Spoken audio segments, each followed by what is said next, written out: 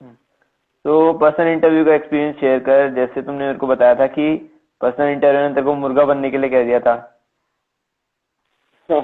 तो उसका experience share कर कि मतलब क्यों कहा था और तूने कैसे टैकल किया मतलब उस सिचुएशन को।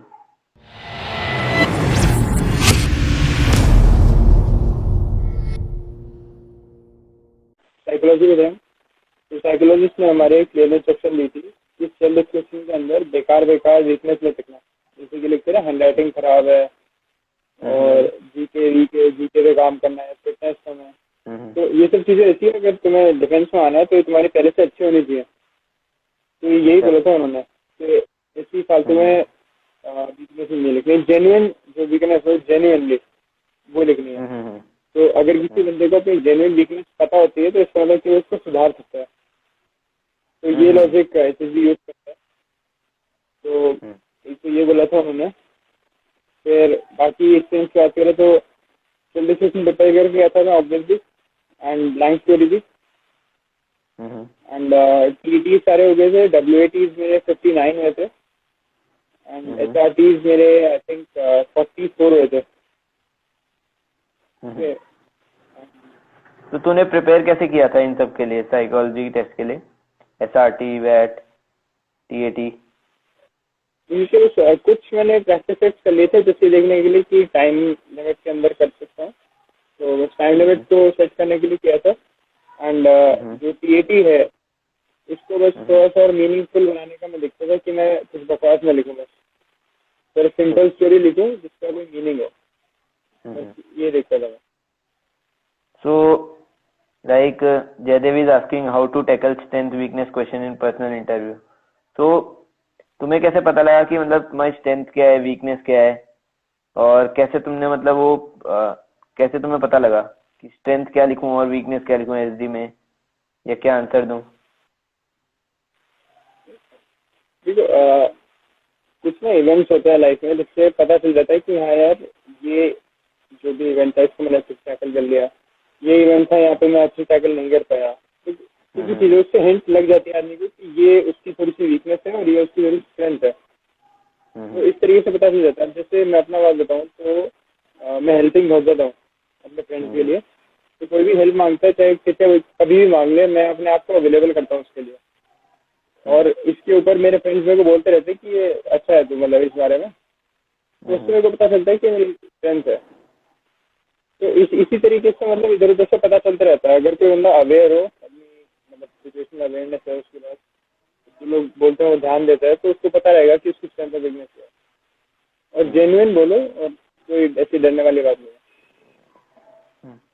तो पर्सनल इंटरव्यू का एक्सपीरियंस शेयर कर। जैसे तुमने मेरे को बताया था कि पर्सनल इंटरव्यू ने तेरे को मुर्गा बनने के लिए कह दिया था, हाँ। तो उसका एक्सपीरियंस शेयर कर कि मतलब क्यों कहा था और तूने कैसे टैकल किया मतलब उस सिचुएशन को। ओके, तो अब देखो बेसिकली उसमें क्या होता है मुर्गा वाले क्वेश्चन में कि मेरे को कैलकुलेशन का था, वो बेसिकली मैथ्स का क्वेश्चन था वो। तो तो मैथ्स का क्वेश्चन था, तो मैंने उसको एक तरह से टाइम ले लिया था, और जब मैंने आंसर दिया तो मैंने पॉइंट्स में थोड़ी गड़बड़ कर दी थी। तो उन्होंने मेरे को एक और चांस दिया कि मैं एक और चांस दूंगा सॉल्व कर, तो मैं तब भी दोबारा गलत आंसर दे दिया। तो तब उन्होंने बोला था कि एक और बार गलत आंसर देगा तो मुर्गा बना दूंगा। तो मैंने एक और बार गलत आंसर दे दिया था। अच्छा। तो उन्होंने बोला कि बस अब बहुत हो गया, तो खड़ा हो जा, मुर्गा बन जा। और मैं सीरियसली बोल रहा हूँ, तू बन जाएगा जब मुर्गा। तो मैं खड़ा हो गया एंड मैं मुर्गा बनने वाला था। फिर वो हंसने लग गया, बोले बैठ जाते उसके बाद में। इस बस एक चीज की मैं स्माइल मेंटेन कर रहा था थ्रू आउट। मैं इसको एक मजाक में ले रहा था। सही बात। जब मजाक में लाइट लाइट तो अच्छा चलता रहता है। और में से सिमिलरली जीके में भी बहुत ज्यादा डीप में गए थे वो, तो उतना मेरे को आता नहीं था। जितना नहीं आता था उसको मैं लाइट वे में बस मना कर देता कि sorry sir I don't know this, बस इंटरव्यू मूव ऑन करते थे। बीच बीच में वो प्रेशर डालने के लिए ये बोलते रहते हैं कि I will fail you, you are not well prepared, और इस प्रिपरेशन के साथ मैं किसी को पास नहीं करता, थिंग्स लाइक दैट। तो इसको लाइटली लेना चाहिए। बस ये देखने के लिए वो प्रेशर बिल्ड कर रहे हैं, तुम्हें टेस्ट कर रहे हैं कि तुम्हारा एक्सप्रेशन चेंज होता है कि नहीं, तुम्हारा जो मूड है वो चेंज होता है कि नहीं। तो बस वो अपना मेंटेन रखो, मेन चेंज रहेगा। और जो जीटीओ टास्क जब शुरू हुए थे तो तेरी क्या मेंटेलिटी थी एज अ रिपीटर कि कैसे तेरे को परफॉर्म करना है? Because I have seen you in the as a state of fresher. जब मैं भी फ्रेशर था और तू भी फ्रेशर था तो we were both very scared about GTO task कि भाई क्या होने वाला है, जीटीओ में पहली बार करेंगे। और रिपीटर्स भी थे हमारे ग्रुप में, तो हमें लग रहा था यार ये आउट परफॉर्म तो नहीं कर देंगे हमें। तो ये वाला डर रहता है हमेशा फ्रेशर के मन में। पर एज अ रिपीटर क्या चेंज लगा तेरे को और तूने कैसे परफॉर्म किया in your group? Because in your group there were two recommended candidates.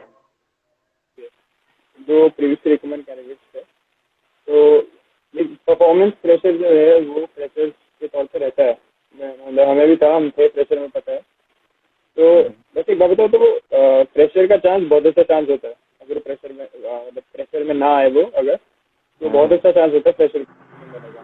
Sir वो छोड़ो, तो एक प्रेशर तो था फर्स्ट टाइम जब मैं जीटीओ दिया था, लेकिन सेकेंड टाइम तक आते आते ये रियलाइज हो गया था कि मतलब अब मैं सीख चुका हूँ पिछली मिस्टेक से। तो बस अगर मैं प्रेशर में ना हूँ तो अपने आप आइडियाज आते हैं।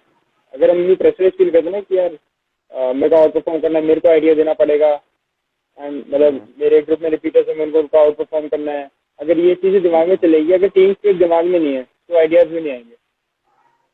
इसमें ग्रुप जो आइडियाज दे रहा है या तो उसी को आगे कंटिन्यू करो। मतलब कभी कभार क्या होता है ग्रुप में देखोगे जीके टास्क के अंदर, तो ग्रुप कहीं और जा रहा है और किसी ऐसे ही बंदे का जो प्रेशर में आ रखा है वो कहीं और, मतलब वो वहां से डेविएट करके कहीं और जाने का आइडिया देगा, सिंपली बिकॉज उसको आइडिया आ गया और उसको दिखाना है कि उसको आइडिया आ गया। तो वो ग्रुप को जो मतलब लीनियरली जहाँ चल रहा है उसकी वजह साइड में ले जाएगा। तो ये बहुत नेगेटिव चीज़ है। मतलब सिर्फ अपना आइडिया दिखाने के लिए अगर आप ग्रुप को डायरेक्शन देने के जा रहे हो तो इस तरीके की चीज दिख जाती है। तो ग्रुप जहाँ जा रहा है वहाँ पे कंट्रीब्यूट करते रहो और बस मतलब एज ए टीम देखो कि एज ए टीम तुम्हें आगे जाना, तो बस तुम्हारा बिहेवियर भी अच्छा रहेगा फिर। तो जीडी हो गया और जीपी हो गया, इसमें तुमने कैसे परफॉर्म किया? मतलब कितने पॉइंट्स दिए और दूसरों को सपोर्ट कैसे किया, ये डिस्क्राइब कर। मतलब ये बहुत डाउट रहता है कि लेक्चरेट जीडी के लिए कितना पढ़ना चाहिए, मतलब कितने डेज देने चाहिए और कहाँ से पढ़ना चाहिए और कितने पॉइंट्स बोलने चाहिए, इन सब का बहुत डाउट रहता है। मतलब रिपीटर्स को कितने बोलने चाहिए और फ्रेशर्स को ये डाउट रहता है कि भैया कितने पॉइंट बोलूं और कैसे बोलूं। मतलब बोलने ही नहीं देते, फिश मार्केट क्रिएट हो जाता है, रिपीटर्स ज्यादा बोलते हैं, फ्रेशर को टर्न नहीं मिलता। सो मतलब ये तूने कैसे काउंटर किया? मतलब सबको बोलने दिया या फिर मतलब एक एक करके पॉइंट्स बोले? तो ये क्या था तुम्हारे ग्रुप में? देखो जब जीडी होता है ना, तो जीटीओ की जो ब्रीफिंग है वो ध्यान से सुननी होती है। जीटीओ दो तरह के होते हैं। एक तो जीटीओ ऐसे होते हैं जो जीडी से जस्ट पहले बोलते हैं कि आप चाहो तो स्विच कर सकते हो बिटवीन लीड, ठीक है। तो उसके अंदर एक एडवांटेज रहता है कि उसके अंदर हम ज्यादा पॉइंट्स बोल पाते हैं, ठीक है। और कुछ जीटीओ ऐसे होते हैं कि आप जिस लीड को चुनो आप सिर्फ उसी के बारे में बोलोगे, ठीक है। इंस्ट्रक्शंस अगर ध्यान से सुनो तो फिर ये ऑब्जर्व करना, तो दो तरह के जीटीओ होते हैं ऐसे। तो मेरे जो थे उन्होंने ये बोला था कि आप स्विच कर सकते हो लीड के बीच में, मतलब इन बिटवीन आप लीड को चेंज कर सकते हो जिसके साथ आप फॉलो अप कर रहे हो। तो वही किया था मैंने, बिना किसी प्रेशर में चेंज करा था। रिपीटर्स को क्या रहता है कि उनको ये लगता है कि अगर वो स्विच करेंगे लीड्स को तो उनकी इंटेग्रिटी पे सवाल उठते हैं कि यार मैंने चेंज भी कर दिया एज ए लीडर। हाँ, इंस्ट्रक्शन है भाई, इंस्ट्रक्शन है कि चेंज करते रहो, तो इंस्ट्रक्शन को फॉलो करो, तुम्हें इंस्ट्रक्शन फॉलो करना है बस। तो वही करो बस स्लाइटली। और ग्रुप में दिखेंगे तुम्हें बच्चे जो एक पॉइंट अगर गलती से मुझसे निकल गया तो उसको चेंज नहीं करेंगे, वो बस उसी पे टिके रहेंगे। तो वैसे नहीं करना होता, वो नेगेटिव चले जाता है तुम्हारा। बस मतलब फ्लेक्सिबल रहो, एक्सेप्टिंग रहो, जो दूसरे बोल रहे हैं उसको एक्सेप्ट करो। और जीपी के बाद, हाँ जीपी पे ही आ रहा हूँ मैं। तो जीपी में क्या हुआ था कि मैं रिटर्न सोल्यूशन में लिख रहा था, पूरा नहीं हुआ था मैंने। हाँ, चार प्रॉब्लम्स होती हैं, तो उसको मैं दो ही प्रॉब्लम्स एड्रेस कर पाई थी, तीसरी मैं जस्ट स्टार्ट करी थी। तो एक्चुअली हुआ क्या था, फर्स्ट अटेम्प्ट जो था मेरा, तब भी मेरे साथ सेम चीज हुई थी। तो तब मैं आ गया था प्रेशर में कि मेरा रिटर्न सोल्यूशन पूरा नहीं हुआ और गड़बड़ हो गई वगैरह वगैरह। तो तब मैं जीडी के अंदर भी डिस्कस नहीं कर पाया था ज़्यादा, अपने पॉइंट्स नहीं दे पाया था। लेकिन इस बार क्या किया मैंने, सेम चीज हुई मेरे साथ। हालांकि मेरे को प्रिपेयर जाना चाहिए था, मेरी गलती थी। जीटी मैंने थोड़ा ज़्यादा प्रिपेयर नहीं किया था, मतलब regarding written solution in time, लेकिन इसमें मैंने जीडी के अंदर सारे पॉइंट दे दिया। और जीडी के अंदर भी कैसे, अब जैसे मानो एक रिवर है, मैं आपको एग्जांपल देता हूँ। एक रिवर है बीच में और हमें मेडिसिन है, लाइफ सेविंग मेडिसिन, वो हमें रिवर के उस पार लेके जाना है, ठीक है। तो कुछ बच्चे बोल रहे थे कि हम इसको ट्रक में लोड करेंगे, फिर हम रिवर साइड पे लेके जाएंगे, वहाँ पर बोट में अनलोड करेंगे, फिर बोट से रिवर की दूसरी साइड लेके जाएंगे, फिर वहाँ पे दोबारा ट्रक में लोड करेंगे, फिर लेके जाएंगे। अब देखने में तो ठीक लग रहा है कि भाई ये ऐसे ही करेंगे, लेकिन आगे एक ब्रिज भी था। तो अगर हम ट्रक को सीधा ड्राइव करके बस ब्रिज से ले जाएं, हालांकि किलोमीटर ज्यादा हो जाएगा, लेकिन लोडिंग अनलोडिंग का जो टाइम है और जो एफिशिएंसी हमारे वर्क एनर्जी लग रही है हमें बहुत ज़्यादा, उसको भी टाइम आउट करना है, जो कम हो जाएगा।